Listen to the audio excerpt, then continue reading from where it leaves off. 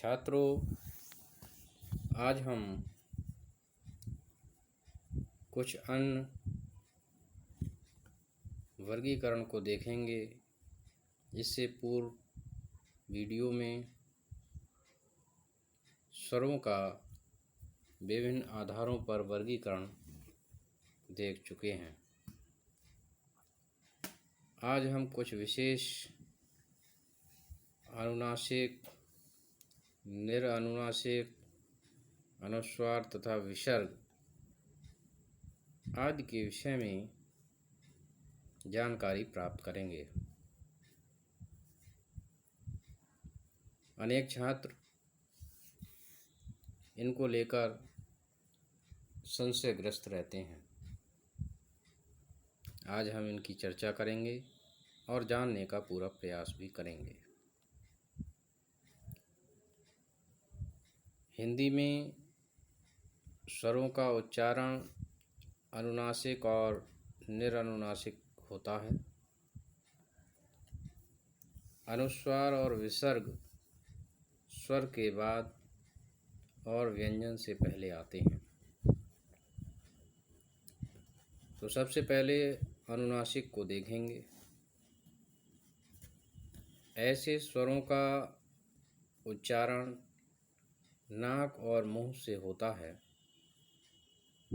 और उच्चारण में लघुता रहती है। इन स्वरों को लिखते समय अनुनासिकता के लिए शिरोरेखा के ऊपर चंद्र बिंदु लगाया जाता है। शिरोरेखा वह रेखा होती है जो किसी वर्ण के ऊपर लगाई जाती है, जैसे गांव, दांत, आंगन, सांचा, चांद, सांप, आंसू इत्यादि शब्द अनुनासिक स्वरों से ही बने हैं। इसके बाद अब हम निरनुनासिक देखेंगे।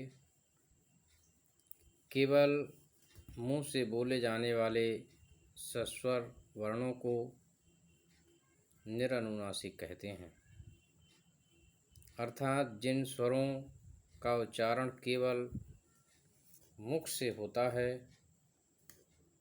उन्हें निरनुनासिक स्वर कहते हैं।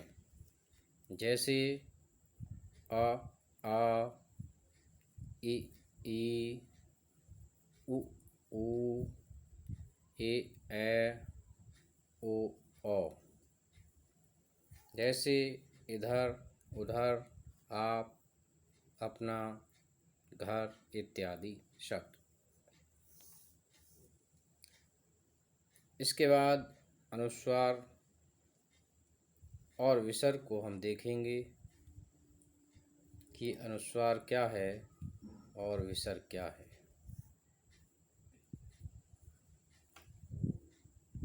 यह स्वर के बाद और व्यंजन के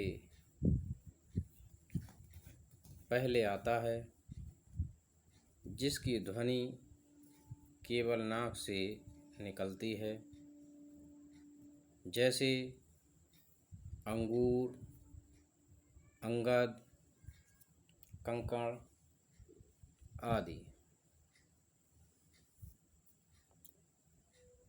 इसके बाद विसर्ग अनुस्वार की तरह विसर्ग भी स्वर के बाद और व्यंजन से पहले आता है। इसका उच्चारण हा की तरह होता है। संस्कृत में इसका काफ़ी व्यवहार है।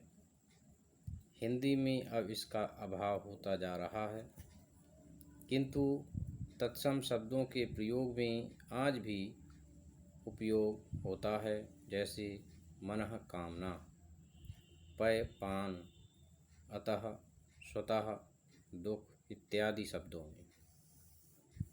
यद्यपि अनुस्वार और विसर्ग के लिए कुछ लोग व्यंजन भी मानते हैं, परंतु ये न तो पूरी तरीके से स्वर हैं और न पूरी तरीके से व्यंजन। इसके विषय में कुछ विशेष टिप्पणी है जिसे हम जानेंगे। अनुस्वार और विसर्ग न तो स्वर हैं न व्यंजन हैं, किंतु ये स्वरों के सहारे चलते हैं। स्वर और व्यंजन दोनों में इनका उपयोग होता है, जैसे अंगद, रंग। इस संबंध में आचार्य किशोरीदास वाजपेयी ने हिंदी शब्दानुशासन में लिखा है, ये स्वर नहीं हैं और व्यंजनों की तरह ये स्वरों के पूर्व नहीं पश्चात आते हैं, इसलिए व्यंजन नहीं हैं। इसलिए इन दोनों ध्वनियों को अयोगवाह कहते हैं। कहने का आशय है कि आचार्य किशोरीदास वाजपेयी जी ने अनुस्वार और विसर्ग इन दोनों के लिए अयोगवाह शब्द का प्रयोग किया है। अब अयोगवाह का अर्थ स्पष्ट करते हुए डॉक्टर बद्रीनाथ कपूर ने परिष्कृत हिंदी व्याकरण में लिखा है, योग न होने पर भी जो साथ रहे, अर्थात इनका योग हो अथवा न हो लेकिन वह साथ बने रहते हैं, इसलिए इनको अयोगवाह कहा जाता है। तो इस प्रकार से छात्रों, आज हमने अनुनासिक, निरनुनासिक, अनुस्वार तथा विसर्ग आदि के विषय में जानकारी प्राप्त की है और मैं समझता हूँ कि आपने इसको अवश्य समझा होगा। यदि ये वीडियो आपको पसंद आए तो लाइक करें, कमेंट करें, शेयर करें और चैनल को सब्सक्राइब भी करें। धन्यवाद।